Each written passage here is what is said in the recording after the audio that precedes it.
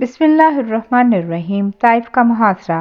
دشمن اپنے مال و اسباب بال بچوں کو چھوڑ کے بھاگا تو طائف سے پہلے قدم نہ روکے۔ ان بگوڑوں میں ان کا سردار مالک بن عوف مصری سب سے آگے تھا۔ طائف پہنچ کے وہ اپنے بلند حفاظتی دیوار کے حصار میں بنے شہر میں محصور ہو گیا۔ اس کے شہر میں مہینوں کا راشن موجود تھا۔ خالد بن ولید رضی اللہ تعالیٰ عنہ 1000 کا ہر اول دستہ لے کر طائف کی طرف بھاگتے دشمن کے پیچھے نکل پڑے تھے۔ نخلا، یمانیہ، کرن، منازل اور لیا سے گزر کے وہ پہنچ گئے طائف۔ لیا میں مالک بن عوف کا ایک قلعہ تھا، اسے منہدم کیا اور شہر کا محاصرہ کر لیا، پورا شہر گرفتار کر لیا۔ آقا صلی اللہ علیہ وسلم کی سواری بھی طائف پہنچ گئی، 7,000 کا لشکر، سامنے وہی شہر بے وفا جہاں 11 سال پہلے آقا صلی اللہ علیہ وسلم اپنے جاں نثار غلام منہ بولے بیٹے زید بن حارث کے ساتھ مکہ سے پیادہ بغیر کسی سواری کے پناہ کی تلاش میں اور ہدایے دینے آئے تھے۔ ہفتوں کے پیدل سفر کے بعد تھکے ہارے، بھوکے پیاسے، بے یار و مددگار، غریب الوطن، مسافر، پردیسی بنے آقا صلی اللہ علیہ وسلم یہاں کے روسا کو حق کی طرف بلاتے رہے۔ انہوں نے الٹا تمسخر اڑایا، تمہیں خدا نے رسول بنایا جس کے پاس سواری بھی نہیں۔ آج آقا صلی اللہ علیہ وسلم کے لشکر میں 12,000 سواریاں تھیں اور انہی دشمنوں کے 24,000 اونٹ آقا صلی اللہ علیہ وسلم کی گرفت میں پہلے ہی آ چکے تھے۔ پورا شہر آقا صلی اللہ علیہ وسلم کے اب رحم و کرم پہ تھا۔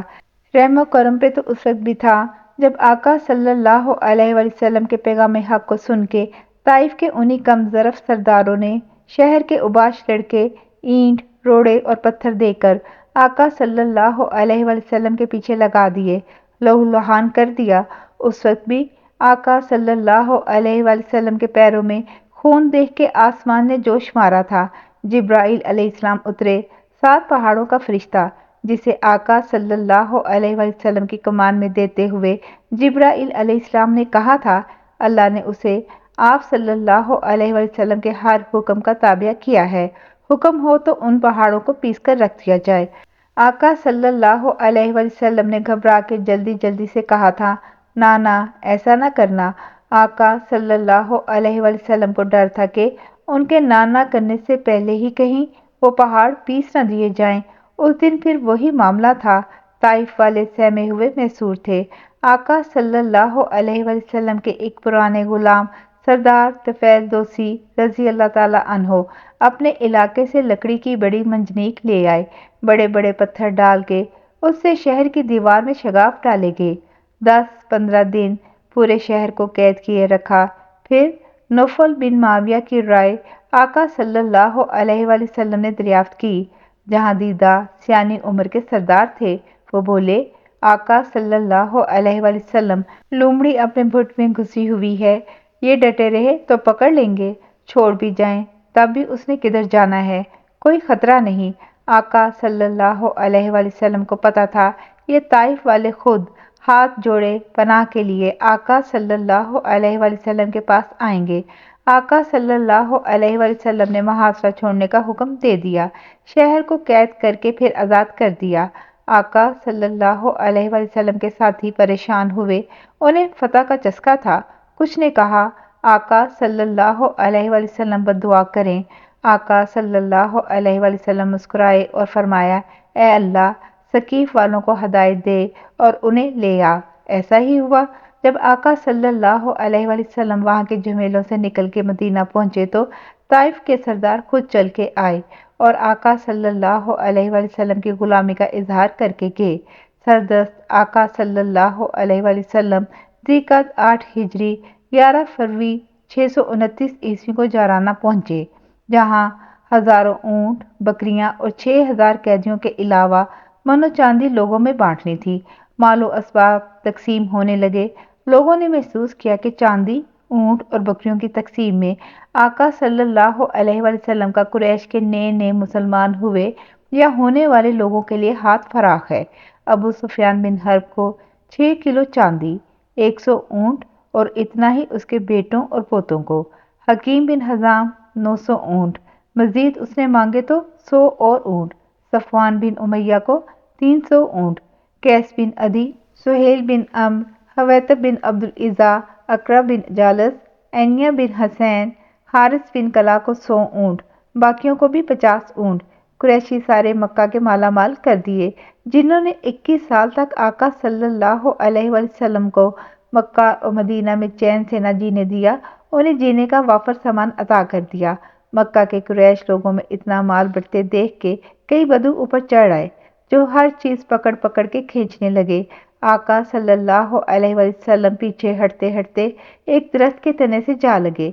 इन बदुओं ने आका सल्लल्लाहु अलैहि वसल्लम के कंधों पर डाली हुई चादर भी छीन ली। आका सल्लल्लाहु अलैहि वसल्लम ने फरमाया, लोगों, मेरी चादर दे दो। खुदा की कसम, अगर मेरे पास तहामा के दरख्तों के बराबर भी ऊँट हों तो वो मैं सारे बांट दूं। आप मुझे कभी बखील और सख्त मजाज ना पाएंगे। सब मालो असबाब तकसीम हो चुका। मदीने के अंसारी नौजवानों में चहमुगैयां शुरू हो गई। वो एक दूसरे के कान में खुसर फुसर करने लगे। उन्होंने देखा था जो कुछ हुआ। जो 21 साल से दुश्मन रहे, वो 10 दिन में इतने लाडले हो गए, सारा मालो असबाब उन्हीं पे लटा दिया।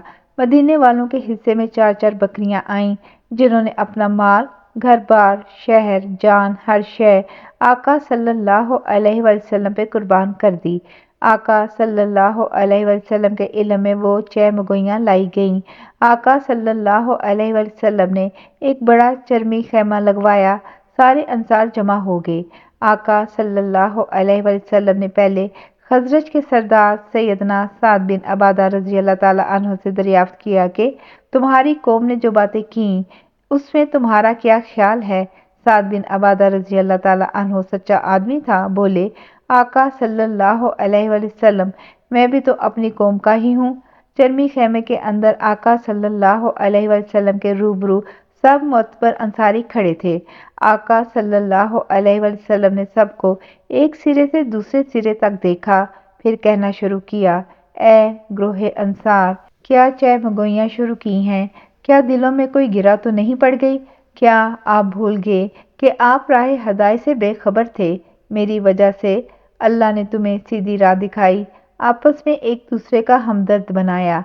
अंसार बोले, बेशक अल्लाह के रसूल, आपके हम पर बहुत एहसानात हैं। आका सल्लल्लाहु अलैहि वसल्लम ने सर घुमाया, फरमाया, अंसार के लोगों, जवाब क्यों नहीं देते? बोलो। आका सल्लल्लाहु अलैहि वसल्लम पूछने लगे।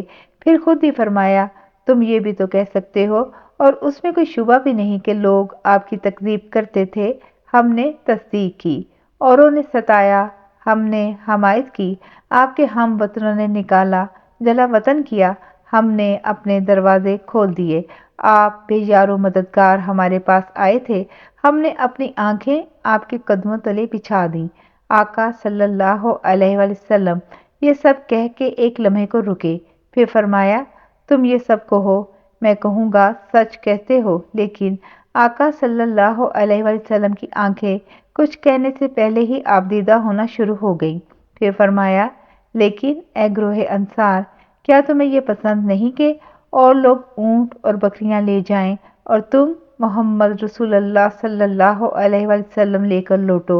ए अंसार, अगर हिजरत ना होती तो मैं भी अंसार ही का एक फर्द होता। लोग किसी वादी में चले जाएं, मैं अंसार की वादी में रहूंगा। अंसार मेरा गोश्त है, मेरा लिबास है, मेरा जीना, मेरा मरना, मेरा दफन होना तुम्हारे साथ है। बोलो, ऊँट और बकरियां ले जानी हैं अपने साथ या मुझे? अंसारियों की चीखें निकल गईं। हर एक पुकार रहा था, या रसूलल्लाह सल्लल्लाहु अलैहि वसल्लम, सिर्फ आप दरकार हैं, आप सल्लल्लाहु अलैहि वसल्लम काफ़ी हैं। इससे बड़ी खुशनसीबी क्या थी मदीना वालों की। आका सल्लल्लाहु अलैहि वसल्लम ने अपनी पहचान ही मदीना बना लिया। फिर आका सल्लल्लाहु अलैहि वसल्लम ने उन्हें मोहब्बत से समझाया कि मक्का वाले नए नए इस्लाम की तरफ निकले हैं, अभी उनके दिल में धुंध है। जो कुछ दिया महज तालीफ कलब और मानूस होने के लिए दिया। मदीने वाले अपनी खुशबख्ती समझ गए। खुशी से हर सुनने वाला सरशार था। भेड़, बकरियों और ऊँटों की गिनती से बेनियाज हर अंसारी आका सल्लल्लाहु अलैहि वसल्लम की मोहब्बत में लदा हुआ था। अभी फतह मक्का के बाद अरब कबीलों ने एक करवट लेनी थी। वो मुद्दत से इस इंतजार में थे कि قریش مکہ اور مسلمانوں میں سے کون جیتا ہے؟